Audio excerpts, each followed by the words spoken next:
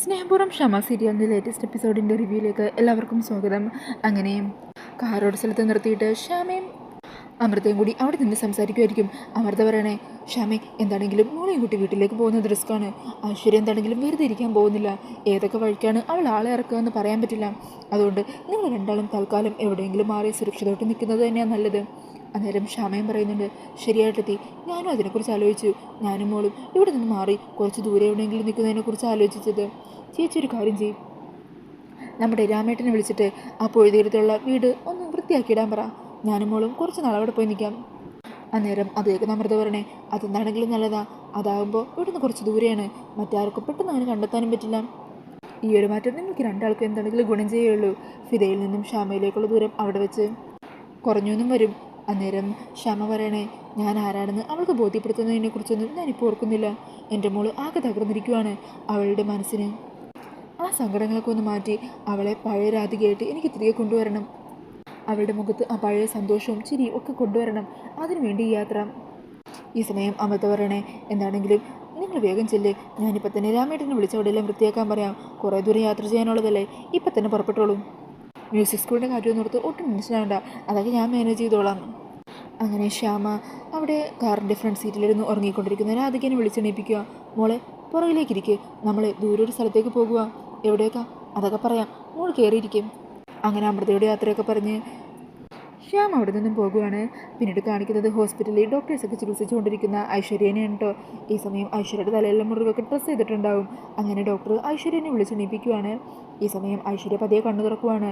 അരികെ തന്നെ മാലിനി സോണിയൊക്കെ നിൽക്കുന്നുണ്ടാവും. കണ്ണു തുറന്ന ഐശ്വര്യ ഡോക്ടറെ കണ്ടിട്ട് നിങ്ങൾ ആരാന്ന് ചോദിക്കുക. അന്നേരം ഡോക്ടർ പറയണേ, ഞാൻ ഡോക്ടറാണ്. അത് കേൾക്കുന്നതും ഐശ്വര്യ പറയണേ, ആ ആ പിന്നെ മീനെ നല്ല വല്ല മീനുണ്ടെങ്കിൽ കൊടുത്തേക്ക്. മീൻ വറുത്തതോ കറി വെച്ചതോ എന്തെങ്കിലുമൊക്കെ വെക്കാലോ.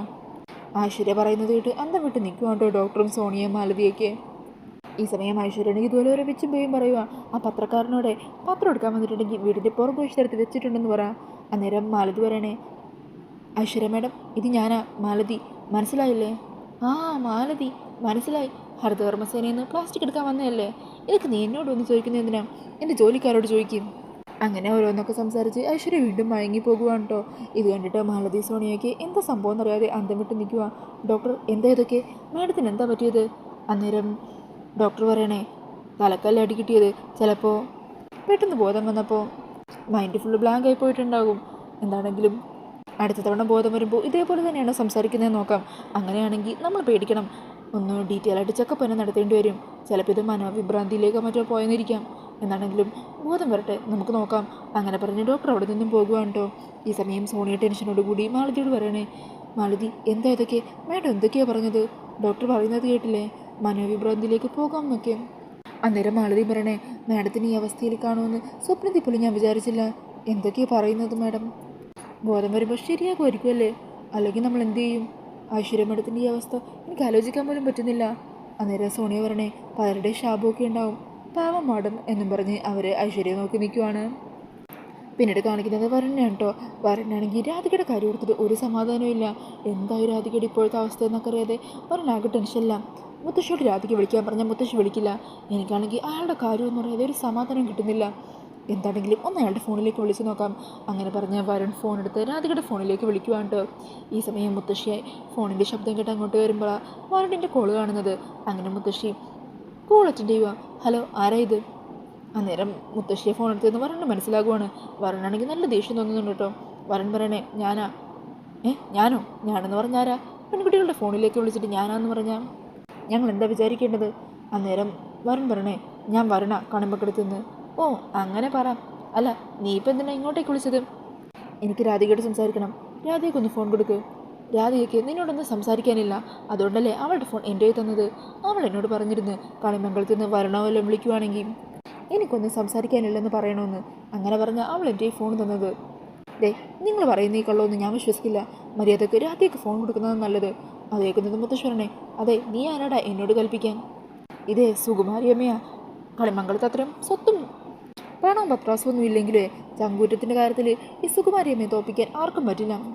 നിൻ്റെ ഈ വിളച്ചിലും ഭീഷണിയൊന്നും എൻ്റെ അടുത്തേക്കില്ല. എടാ നാണുണ്ടോ നിനക്ക്? നിന്നെ വിശ്വസിച്ച് ആ വീട്ടിൽ കാത്തിരിക്കുന്ന ഒരു പെണ്ണില്ലേ, അവൾക്കൊപ്പം സന്തോഷത്തോടെ ജീവിക്കുകയല്ലേ ചെയ്യേണ്ടത്. അല്ലാതെ അവളുടെ ചേച്ചിയെ ഫോണിൽ വിളിച്ചതുപോലെ ശല്യപ്പെടുത്തുകയല്ല വേണ്ടത്.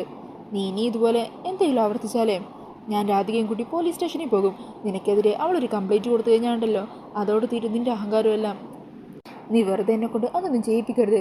അന്നേരം വരുൺ പറയണേ, മുത്തശ്ശി നിങ്ങളുടെ മനസ്സിലിരിപ്പും പ്ലാനും എന്താണെന്നൊക്കെ എനിക്കറിയാം. നിങ്ങൾ എത്ര തന്നെ എന്നെ തടയാൻ ശ്രമിച്ചാലും എന്നെ രാധികയും തമ്മിൽ വേർപെടുത്താൻ നിങ്ങളെ കൊണ്ടാവില്ല. നിങ്ങൾക്ക് ചിലപ്പോൾ അവളുടെ ഫോൺ തടഞ്ഞു വെക്കാൻ പറ്റും. പക്ഷേ ഇതിലും പകരം മറ്റൊരു മാർഗം ഞാൻ കണ്ടെത്തിയിരിക്കും. ഞാൻ എന്താ ചെയ്യാൻ പോകുന്നതെന്ന് നിങ്ങൾ കണ്ടോ. അങ്ങനെ പറഞ്ഞ വരുൺ ദേഷ്യത്തിൽ കൂള് കെട്ടാക്കുവാണ്. ഈ സമയം മുത്തശ്ശി പറയണേ, ഓ പിന്നെ നീ അടുത്ത പ്ലാൻ എന്താണെന്ന് വെച്ചാൽ ചെയ്യണം. എന്താണെങ്കിലും നീ ഇനി ഒരിക്കലും ആ രാധികയെ കാണാൻ പോകുന്നില്ല. നീ എന്നല്ല ഇനി ആരും അവളെ കാണാൻ പോകുന്നില്ല. നിന്റെ അവളുടെ സ്നേഹം ഇന്നത്തോടെ തീരുവാടാ.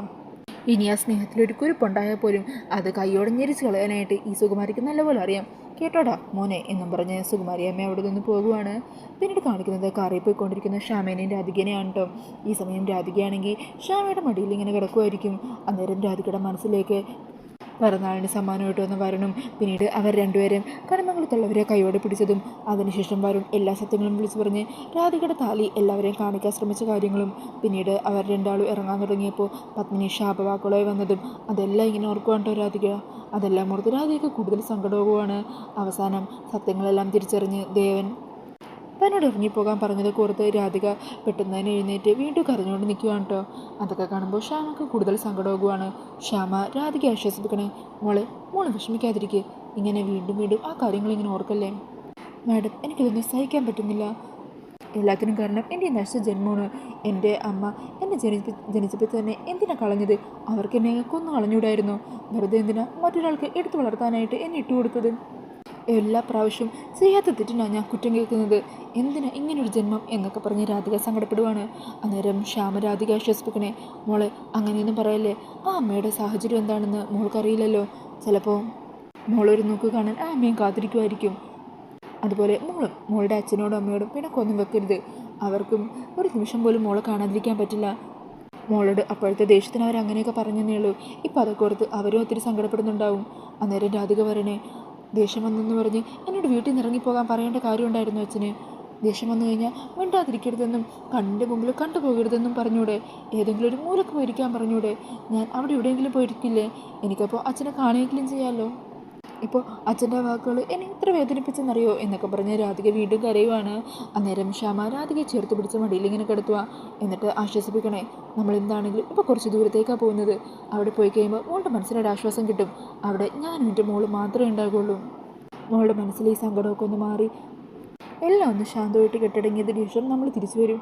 അപ്പോഴേക്കും മോളുടെ അച്ഛനും അമ്മയും മോളോടുള്ള പിണക്കമെല്ലാം മാറ്റി മോളെ കാത്തിരിക്കുമായിരിക്കും. പിന്നീട് കാണിക്കുന്നത് നടന്ന കാര്യങ്ങളൊക്കെ കുറിച്ച് ഓർത്ത് വല്ലാതെ വിഷമിച്ചിരിക്കുന്ന ദേവനെയാണ് കേട്ടോ. ഈ സമയം സംഭാരവുമായിട്ട് യശോദ അങ്ങോട്ടേക്ക് എത്തുക. ദേവേട്ടാ, ഈ സംഭാരം എങ്കിലും കുടിക്ക്. ഒന്നും കഴിച്ചിട്ടില്ലല്ലോ. എനിക്കൊന്നും വേണ്ട യശോദേ, തീരെ വിശപ്പില്ല. അന്നേരം മുത്തശ്ശി അങ്ങോട്ടേക്ക് വരിക. ദേവ, നിന്നോട് ഞാൻ പണ്ട് തൊട്ടേ പറഞ്ഞിട്ടുള്ളതാ, അവളെടുത്ത് വളർത്തിയ അവസാനം അവൾ പാല് കൊടുത്ത കഴിക്കാൻ തിരികെ കൊത്തുവന്ന്. അപ്പം നീ അത് കേട്ടില്ലല്ലോ. ഇപ്പം നീ ഇങ്ങനെ അനുഭവിക്കുക. നീ ഇങ്ങനെ ഭക്ഷണവും മറ്റും കഴിക്കാതെ സ്വന്തമായിട്ട് വാശി കാണിച്ചിട്ട് എന്താ പ്രയോജനം? അവളെപ്പോലൊരു വിത്തിനെ എടുത്തു വളർത്തിയതിൻ്റെ ശിക്ഷയാണിത്. അന്നേരം ദേവൻ പറയണേ, ശരിയാ, അമ്മ പറഞ്ഞത് ശരിയാ. ഞാൻ അവളെ എടുത്തു വളർത്താൻ പാടില്ലായിരുന്നു. അതിൻ്റെ ശിക്ഷ ഞാൻ അനുഭവിക്കണം. അതിങ്ങനെയാണ്. അങ്ങ് അനുഭവിച്ച് ഞാൻ തീർത്തോട്ടെ. അമ്മ ഒന്ന് പോകുന്നുണ്ടോ? എടാ ദേവ, നീ ഇങ്ങനെ ഇരിക്കുന്നത് കണ്ടിട്ട് എനിക്ക് മനസ്സമാധാനത്തോടെ ഇരിക്കാൻ പറ്റുമെന്ന് തോന്നുന്നുണ്ടോ? അമ്മയുടെ സംസാരമൊന്നും എനിക്ക് കേൾക്കണ്ട. മര്യാദക്ക് അമ്മ എൻ്റെ കൺമുമ്പിൽ നിന്ന് പോയിക്കോ. അല്ലെങ്കിൽ ദേഷ്യം നീ എന്തെങ്കിലും വിളിച്ച് പറഞ്ഞെന്നിരിക്കും. അങ്ങനെ ദേവൻ്റെ വാക്കുകൾ കേൾക്കുന്നതും മുത്തശ്ശി ദേഷ്യത്തിൽ അവിടെ നിന്നും പോകുവാണ്ടോ. ഈ സമയം ദേവൻ സങ്കടത്തോടെ യശോദയോട് പറയണേ, തെറ്റുകണ്ട അച്ഛനമ്മമാർ ശിക്ഷ പറയില്ലേ? അതിനിങ്ങനെ ആരോടും മിണ്ടാതെ ഇറങ്ങിപ്പോകുവാണോ വേണ്ടത്? അവളോട് ഞാൻ എന്താ പറഞ്ഞത്? അവളുടെ ഭാഗത്തുനിന്ന് അങ്ങനെ ഒരു പ്രവൃത്തി ഉണ്ടായപ്പോൾ എനിക്കത് സഹിക്കാൻ പറ്റിയില്ല. ആ ദേഷ്യത്തിൽ ഞാൻ എന്തൊക്കെ വിളിച്ച് പറഞ്ഞുപോയി. അതിനവൾ ആരോടും പറയാതെ വീട്ടിൽ നിന്ന് ഇറങ്ങിപ്പോകുവാണോ വേണ്ടത്? നമ്മൾ അവൾക്ക് കൊടുത്ത സ്നേഹം അത്രേ ഉള്ളോ? അവളോട് ഇന്ന് രാവിലെ എൻ്റെ മുമ്പിലുണ്ടായിരുന്നെങ്കിൽ ചെയ്തു പോയതിനൊക്കെ ഞാൻ തന്നെ അവളോട് ക്ഷമ ചോദിക്കില്ലേ? ഞാൻ തന്നെ അവളെ ചേർത്ത് പിടിച്ച് ആശ്വസിപ്പിക്കില്ലായിരുന്നോ? ദരിദ്രനായ ദേവനാരായണന് സ്നേഹം വാരിക്കോരി തരാനായിട്ട് അവളെപ്പോലൊരു മോളെ ഭഗവാനായിട്ട് എനിക്ക് കൊണ്ടുവന്ന് തന്നത്. ആ മോളെയല്ലേ എനിക്കിപ്പോൾ നഷ്ടപ്പെട്ടത്. അവളോട് എനിക്കുള്ള സ്നേഹം കണ്ട് തനിക്കും പ്രിയങ്ക മോൾക്കും മുത്തശ്ശിക്കും എന്തിന് ഈ നാട്ടിലുള്ള പലർക്കും അസൂയ തോന്നിയിട്ടില്ലേ? എന്ന് അവൾ എന്നോടൊപ്പം ഉണ്ടാകുന്നുള്ളൊരു വിശ്വാസം ഉണ്ടായിരുന്നു എനിക്ക്. അതല്ലേ ഇപ്പോൾ തകർന്നു പോയത്. അവളെന്നെ വിട്ടു പോയില്ലേ? അന്നേരം യശോദ ദേവനെ ആശ്വസിപ്പിക്കണേ, ദേവേട്ട നിങ്ങൾ തകരല്ലേ, ഇങ്ങനെ വിഷമിക്കല്ലേ. അവൾ ഫിദ മാഡത്തിൻ്റെ ഒപ്പമല്ലേ ഉള്ളത്. അവൾ അവിടെ ഫിദ മാഡത്തിൻ്റെ ഒപ്പം സേഫ് ആയിരിക്കില്ലേ? അവൾക്ക് അധിക കാലമൊന്നും നമ്മളെ കാണാതിരിക്കാൻ പറ്റില്ല. അധികം വൈകാതെ ഉടനെ തന്നെ അവൾ ഇങ്ങോട്ട് തിരിച്ചു വരും. അല്ലാതെ ഇവിടെ പോകാനാ? എന്നാലും എനിക്കിത് സഹിക്കാൻ പറ്റുന്നില്ലടോ എന്ന് പറഞ്ഞ് സങ്കടപ്പെട്ടിരിക്കുന്ന ദേവനെ കാണിച്ചുകൊണ്ടാണ് ഇന്നത്തെ എപ്പിസോഡ് തീരുന്നത്. അപ്പോൾ ഈ ഒരു റിവ്യൂ ഇഷ്ടപ്പെട്ടിട്ടുണ്ടെങ്കിൽ മറക്കാതെ വീഡിയോ ഒന്ന് ലൈക്ക് ചെയ്യണേ. ഇതുപോലുള്ള കൂടുതൽ റിവ്യൂസിനായിട്ട് ഈ ചാനലൊന്ന് സബ്സ്ക്രൈബ് ചെയ്തും കൂടി സപ്പോർട്ട് ചെയ്യണേ. താങ്ക്